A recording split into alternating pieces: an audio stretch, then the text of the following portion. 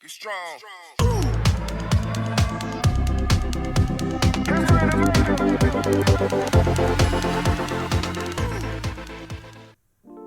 Welcome to 5 on the Backhand Side. This week we review episode 3 of Lovecraft Country titled Holy Ghost. Warning, there will be spoilers. Please be sure to hit that like and subscribe button, and also subscribe to channels similar to ours, like Mr. Mathematics. I have a link to his channel in the description below. Now, let's get into the episode. This episode was pure fire, and it set the internet ablaze after it aired. If Journey Smollett does not get an Emmy nod after this performance, the Academy can... From my heart, kiss my ass. We open with a homegoing service for George, with a voiceover from a Nike Be True campaign, which starred Leomi Maldonado. If you have ever been to a black church, you know where the title of this episode comes from. The intertitle was really spelling out the plot for us, with a twist on what we normally think would happen. Letty is showing Ruby a new house she has just purchased in a lily-white neighborhood, and being the only black in a white neighborhood can be tough, even in 2020. They want low-income housing, and with that comes a lot of other problems, including crime. The exterior of the house and what happens later gave me an American Horror Story Murder House and Haunting of Hill House vibe. Ruby wants to know where she got the money to buy such a house, and Letty avoids the question, and wants Ruby to move in with her to strengthen their bond as sisters. I'm taking the biggest room. They plan to turn it into a boarding house. At this point, I want to know whom the realtist might be that offered it to her. Dee and Tick are in the kitchen making breakfast. Dee stares at the place setting for her father. There is also visible tension in the air between Hippolyta and Tick. Tick has been trying to help out around the house, but is or has worn out his welcome. Every little thing he does reminds Hippolyta of George. Tick goes to Montrose and asks if he can stay with him a couple of days before he moves on to his next stop.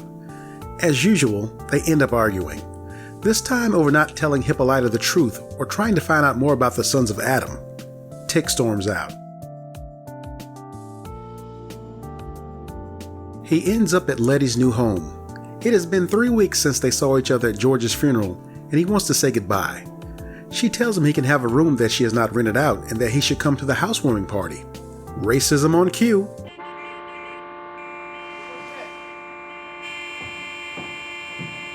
Some neighborhood thugs put bricks on their car horns while the cops ride by and do nothing. Freaky ghost alert. A detached arm pulls the sheets off Letty, and a creepy ghost lady watches her sleep. She gets up to open the window because the room is so hot, and the horns can still be heard. She heads to the basement and sees that someone has tampered with the boiler. As she explores the basement, she hears noises and runs away in fear, from voices and banging coming from what appears to be a cellar door. She comes back with Tick to investigate. The room is clear and Tick says he will nail the basement window shut and keep watch for a couple of nights. She grabs his hand and he pulls away. He says she should make the space into a dark room. That's supposed to jumpstart the movement, right? Michael, right? At the house party, I was getting some serious Carmen Jones vibes with Letty's dress and Tick's uniform. If you're watching my channel and don't know the symbolism, I cannot help you. Letty talks to Hippolyta in the kitchen and discuss how she's doing. Dee and her friends are in the basement playing with a Ouija board. Suspension of disbelief alert. Black folks playing with a Ouija board? Nope. The character Bobo, Emmett Till's nickname, asks the board if he will have a good time on his trip, and it says no. If you don't understand the symbolism, I cannot help you.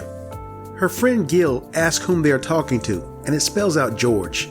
Dee gets upset and leaves. Hippolyta is upstairs looking for Dee when a door opens and we see a golden grand orrery on the table.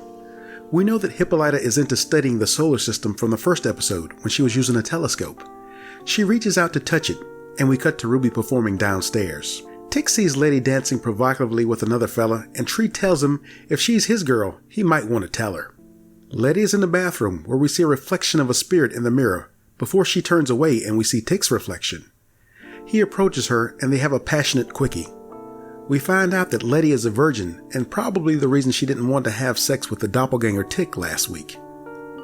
Racism on cue part 2. Cross burning in the front yard. Something snaps in Letty.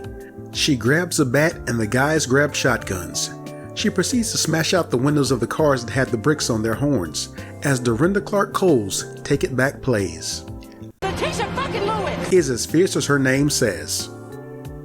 They load the guns in Ruby's car and she drives off before the cops show. Letty, Tick, and the others wait on their knees with hands in the air to be arrested. Letty is in the back of a paddy wagon. The police captain says he has gotten complaints from her white neighbors about her, and she retorts, did he get any of the 21 that she filed? He asks her if anything strange has happened in the Winthrop house and if someone told her to buy it.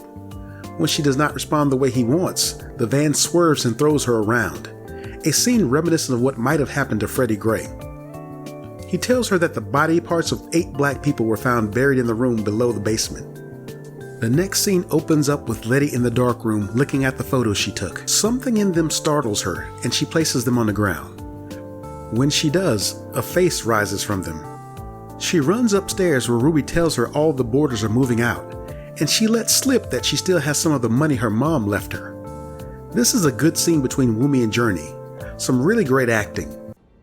And I'm the fool, because here I was thinking, all these years that I've been helping you, sending you money, that you were just a fuck up, but really you're just fucked up.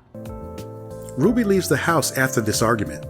Montrose is on the sidewalk waiting for Hippolyta. He finds a copy of George's favorite book, Dracula.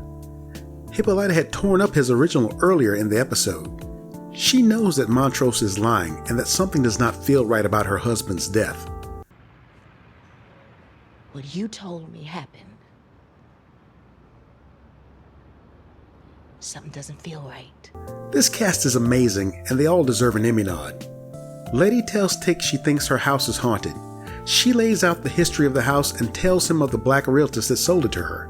The last owner was a University of Chicago scientist, Hiram Epstein, who was fired for unethical experiments.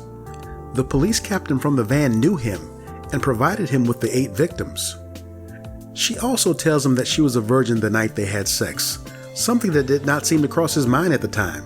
He didn't even give the woman a hug. Letty tells Tick she refuses to move out and will find a way to set the spirits in the house free. They return that night with a voodoo priestess, an Obia woman if she were Jamaican. She sacrifices a goat and marks them with blood for protection. While they're in the basement performing the cleansing ceremony, 3 white thugs break into the house. The ceremony seems to be going well, and they continue chanting. 2 of the thugs get trapped in a room and we are introduced to the spirit of Babyhead, and he... Oh God. Oh God. Oh God. The 3rd thug opens the door to the elevator and looks up. I don't think I've ever seen this happen in a horror movie, but the elevator came from the bottom up to take his head off. Back to the ceremony. It appears to have worked and they breathe a sigh of relief before the sprinklers turn on. Without their blood marks, they are vulnerable to the spirits. The priestess is possessed by Hiram before he moves on to Tick. Letty calls out to the spirits for help, and they appear in their final states before death. They grab hands and exorcise Hiram from Tick and the house. The spirits' bodies return to their original forms before coming to the Winthrop house. This is the scene where Journey deserves her Emmy. With the house now cleansed, Letty has been interviewed about providing cheap housing for the community, an inspiration from Ruby. They take the elevator down and the reporter asks her about the disappearance of her 3 white neighbors. She says she hasn't heard anything or knew if anyone was missing. After they exit the elevator, it continues down by itself and we see more of the magic symbols and a tunnel at the bottom with the 3 bodies plus remains of many others. Remember the intertitle? Tick stakes out the realtor's office and sees Christina Braithwaite enter. She is the person who hired the realtors to offer Letty the house and the money she thought was from her mother. He tells her that the name Winthrop was carved on her father's favorite painting, which led him to her. She tells him that Horatio Winthrop was a founding member of the Sons of Adam who was banished after stealing pages from the Book of Names. Hiram Epstein was a follower of his. Tick draws his father's gun and points it at her. He is unable to pull the trigger because she now has the spell of invulnerability that once belonged to her father. She wants him to work with her to locate the missing pages from the Book of Names and learn about their family legacy. she leaves him with, You know you can't just go around killing white women. man, was that a great episode. I know you're tired of me giving out 5 out of 5, so I'll give this a 6 out of 5. It's my channel, I can do what I want. This episode was also directed by Daniel Sackheim, just like last week's episode, and Misha Green is just writing the heck out of these stories. She's really bringing Matt Ruff's novel to life. So, a few questions I want answered after this episode. What is happening with Hippolyta?